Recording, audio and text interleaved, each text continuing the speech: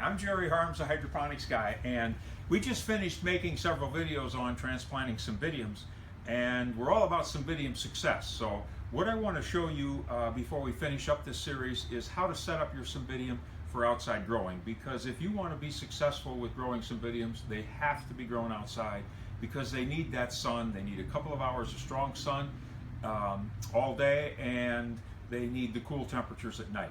So here's our setup for outside, and our hydroponic system is perfect for outside growing because we're growing in these clay pebbles and they won't rock, decay, or decompose, and they're perfect for outside growing. So our setup is, we have our culture pot, nice tall profile culture pot, and a shallow saucer. And so what happens with this is, when it rains, the saucer will fill up with water, and it'll only hold maybe a half an inch of water before it overflows, and that's exactly what we want to have happen, is the saucer to overflow so the plant doesn't stay too wet.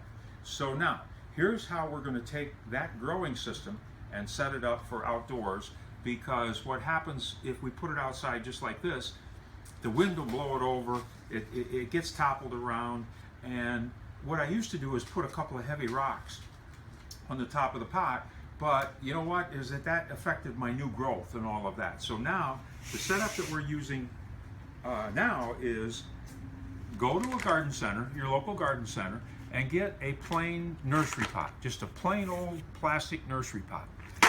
Put a couple of stones in the bottom for weight. Then, take your plant, saucer and all, set it right down inside of that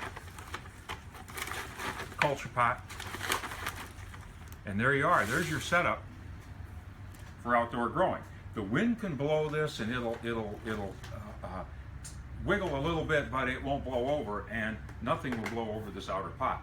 So that's a very good way, inexpensive way to set up your plants for outdoor growing. We just completed setting up cymbidiums in a nursery pot for outdoor growing. Maybe this isn't fancy enough, it looks too boring for you. Well, I got an answer for that too. Get a terracotta pot. And what we do with the terracotta pot is put a piece of styrofoam in the bottom to get the right height, and make sure your pot has a drainage hole in the bottom because it has to drain. And then we take our growing system and set that right down inside of the terracotta pot. And there you are. Same kind of setup, good looking setup, and if you have your plant on the patio, things like that, this might be a better look for you. Now, what I like about this is that you can see down inside the pot and see when the plant is dry or not. So this is for growing the best setup. Now, if you don't like the looks of it, you don't like the looks of a pot inside of a pot, well, what you can do there is add a water gauge, put the water gauge in the plant, set the plant down inside, and then take some extra pebbles, and all you have to do is pour the pebbles, try to hit the pot, that's always a good idea. Pour the pebbles down in around the pot, around the grow pot,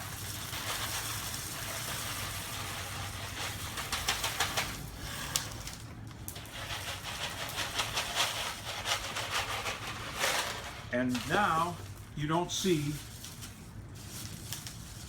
the pot inside of the pot, and the water gauge will tell you when the plant is dry. So that might be a better setup for you. And there you are. Cymbidiums set up for outdoor growing. Now, before we leave, I want to give you a couple of tips on when you take your plants outside. Number one is, these things need sun, an unbelievable amount of sun. Sun that would burn any other kind of house plant, any other kind of orchid for that matter.